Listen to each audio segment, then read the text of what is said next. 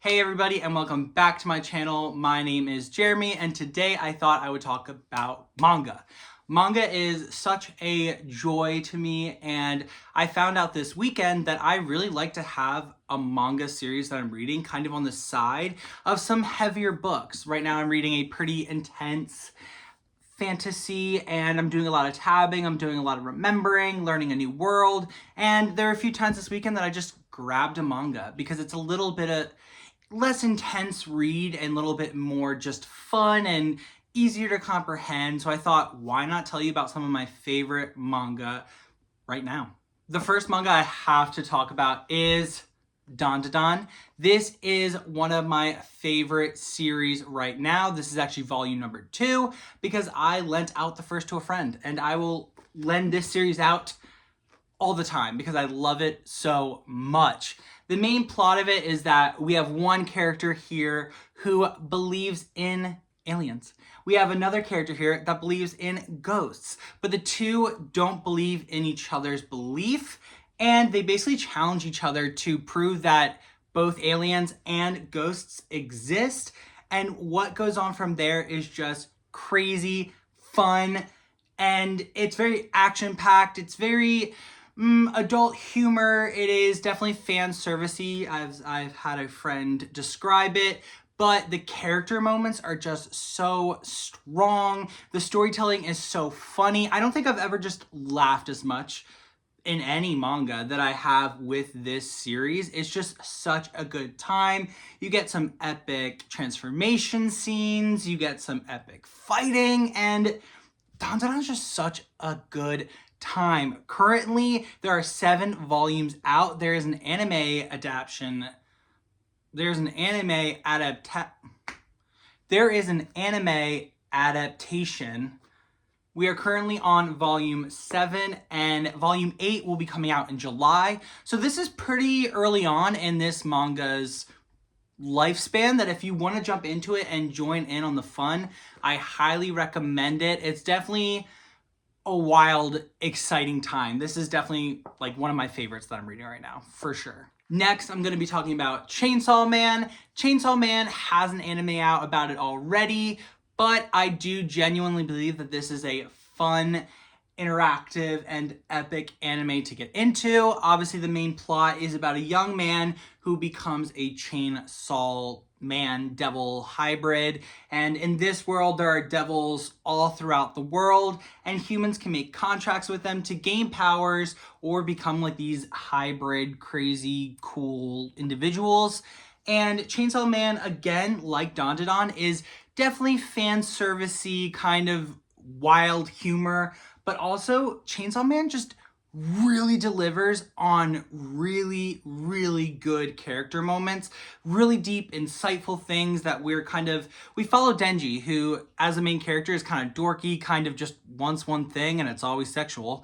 But when he has these insightful, reflective moments, they're always just so well done, so insightful, and the action and the plot are just so well done. It's so engaging, and I just can't help but follow along with this series. We have gotten to volume 15. 16 is coming out in September, and it finished its first major arc, and now we're moving into another arc with new characters, new plot points, and it's just so much fun to follow along. And Chainsaw Man is definitely another one that I will throw out to anyone that's looking for a humorous, intense, but well character-driven story. So yeah, maybe try Chainsaw Man. Next, we're following up with another bang, and that is Noragami. Noragami is probably my favorite manga of all time. This has 26 volumes. The 27th is coming out eventually, and Reddit and the internet are at odds if it will be the final volume or the end of this major arc. There's not really any conclusive information about that, but Noragami dives deep into Japanese mythology, into their gods, deities, spirits, all that fun stuff. Our main character, Yato, is a god of misfortune. He kind of is a little sleazy in the beginning, kind of looking out for himself, but he ends up getting into cohorts. He ends up I don't even know. He ends up colliding with Hiyori, which she ends up becoming kind of like this half spirit. And it's just insane. We're traveling through all of the gods of Japanese legend and mythology, and we are just getting through so many intense plot lines and just some of the best characters. Noragami just delivers so many intense, epic character moments. If you've read this, seen the anime adaptation, Yukine's storyline is just so good. It's just so heartfelt. The gods' weapons in this manga are actually deceased souls that they summon and give a name to, and then that transforms them into swords, bows, earrings, armor, and it's just so inventive. It's just a great, great time. I've reread Noragami, I think, 3 times now, and every single time just have fallen deeper and deeper in love with it. I can't recommend this series enough. Noragami is just, it holds a place in my heart, and I will never let it go. Another manga that I've been interested in, I can't say if I love it yet, but it's definitely intriguing me, is The Summer Hikaru Died. This is a horror manga for sure. The 3rd one is out, and I believe the 4th one's coming out in August. And it's just a strange, strange time. The Summer Hikaru Died is about a boy whose friend disappeared, lost in the mountains, and then when he comes back, when he is found, he is strange. He's different. He doesn't act like how his friend acted before he went missing. And from there, it definitely gets dark. It gets weird. In the 1st volume, there's definitely a scene that had me very confused, very uncomfortable, and I honestly don't know how I feel about this series yet, but it has done a good enough job to keep me interested. I definitely keep thinking about this. I have the 2nd on my shelf ready to be read, but yeah, I'm still not even sure how I feel about this series. I just know that it was weird, it was dark, I keep thinking about it. So it did something well, and I want to give this series another shot. I want to keep going to see if I'm going to lean into really enjoying it or kind of letting it go. So I wanted to throw this one in there because it is newer. There's not a lot of volumes out yet, but I do know that a lot of people have been enjoying this, and yeah, I'm curious to see how I continue to feel about it. Next, I want to talk about Frieren. Frieren does also have an anime adaptation out, and we are on volume 10 of this series, with volume 11 not having a release date yet for the US. But Frieren is just such a calm slice of life fantasy manga. The main character in this is Frieren. She is a elf mage that once, with a party of other heroes, went and defeated the epic demon king. This story then is about what happens after that. What happens after you achieve this monumental goal and who you are after that. And it's so interesting because really within this 1st volume, we get to see Frieren watch as some of her oldest friends begin to die. They're human. They have a relatively short lifespan compared to her. And just seeing how this kind of emotionalist elf character has to watch these people die, has to live in this world after they've saved it, and who she is to all these random people. And it's just really, really well done. This is definitely more of a character-driven story. There are some plots or some arcs, but it mainly focuses around Frieren and the new people that she pulls towards her, and her just developing into a more compassionate person. And it is just so engaging. I just really feel warm and fuzzy when I'm reading this, and Freyren's such a badass. Like, I'm always thinking, like, am I gonna get a Freyren tattoo? Because she's epic. She's awesome. She's all powerful, but yet just so unaware of like human interactions and emotions, and you can't help but love her. And this 1st volume was a gut punch. I remember reading it and being like, I need a break. I need to like breathe. But it is just fantastic. I am such a fan of this series, and if you're looking for something a little slower paced, but yet still deeply, deeply enriching in the fantasy genre, definitely recommend Frieren. Another odd one is Are You Alice? This has 12 volumes wrapped up, and it is just a very unique tale. This is about a young man who kind of wakes up in Wonderland, and he is Alice.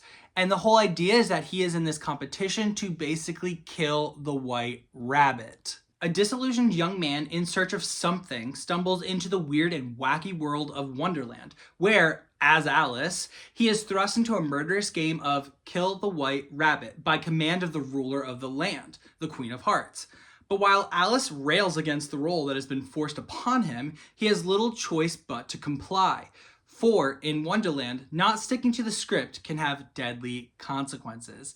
This is definitely a wacky, far out there manga, but it's just really, really intriguing because you're trying to figure out, why is this man Alice? Who are all these people? And all the characters are kind of personified into like anamorphic characters. Like we have the Cheshire Cat here, we have the White Rabbit, and I'm not gonna say who that is. But it is definitely a unique tale with a lot of twists and turns, and it's relatively short. It wraps up really well, and it's just one I don't feel like I hear people talking about. So I always try to give it as a suggestion to people that are looking for something a little, different, a little bit of an intense, weird tale. And the art's it's just stunning. It's really well done. And you don't hear a lot about it, so I just, gotta shout it out. It was a good time. Finally, I thought I would wrap up with something simple, something heartfelt, and that is Wolf Children. This is like a single bound edition. Wolf Children is also like one of my favorite animated movies of all time. Basically, the plot is about our main character here who falls in love with a werewolf man, and ends up having two adorable children with said wolf-man hybrid creature. And this tale is basically about this young mom that has to raise these kids into either being adults or wolves, and really allowing them to choose what they want to become, because they also, like their father, are these like mixed hybrid creatures. And this is just one of the most, I just love this story so much. I love this portrayal of just a mother trying to do the best she can for her children. And I rewatch this movie all the time. I read this manga all the time. It is just beautiful. It's so lyrical. It definitely gives Studio Ghibli vibes, and it is just one that you will remember. It's short, it's easy, and it'll definitely leave you smiling. You might cry a little bit. I cry all the time. And it is just a magical adventure. It's set in like, Japanese countryside, and like this old, think like Totoro type of house. And you're just gonna fall in love with these characters. You're gonna fall in love with the story, and you're gonna love it. And that's why I have to recommend it to people. If you're looking for something simple, maybe a jumpstart into manga, this is such a great place to start. Such a great place. Finally, I want to talk about The Promised Neverland. This is a completed series with 20 volumes, and I am currently on volume 3. I am really enjoying this. It is very, very dark, and the anime I watched the first season of was also very, very well done, but I stopped because I heard season 2 was kind of meh. But I had a friend confirm to me that the manga is a different storyline. It's done better, and I just wanted to pick the story back up and dive back in. And the first book, the synopsis, so it's not a spoiler, is about kids in an orphanage that find out that they are actually being raised to be fed to demons. These main characters then basically freak out, as we all would, and try to figure out a way to escape, to leave the orphanage behind, and survive in the outside world that they know nothing about. This is very dark. It is very gruesome. I definitely wouldn't read this if you are not comfortable with those things. It definitely has a lot of trigger warnings, I would say. It definitely shows kids dying. It definitely is just very dark. And I find it very engaging. I'm very, very pulled in by our characters and their struggles and all the mind games. I mean, these kids are basically trying to figure out who they can trust, who they can't trust. Are there spies within their group? They can't let their mother, their caretakers know because their caretakers are not on their side. And it is just such a wild adventure. I'm really, really excited every time I pick up this manga. And to know that it's wrapped up with 20 volumes just feels really nice, knowing that I'm going to reach the end and I'm going to either love it or hate it, but I'm going to move on. And 20 volumes just seems like a really, really good number. So those are all the manga that I recommend or are actually currently reading, and I just wanted to let you guys know what they are, because I do think manga is a lovely just side adventure that you can just partake in while you're reading maybe some heavier books. And I just want everyone to love manga as much as I do, because manga can deliver such epic and heartwarming stories, and I just want everyone to enjoy them, everyone to be able to experience that. And I hope you guys enjoyed. If there are any manga that are ongoing or manga that you love, let me know down in the comments. And until next time, guys, bye.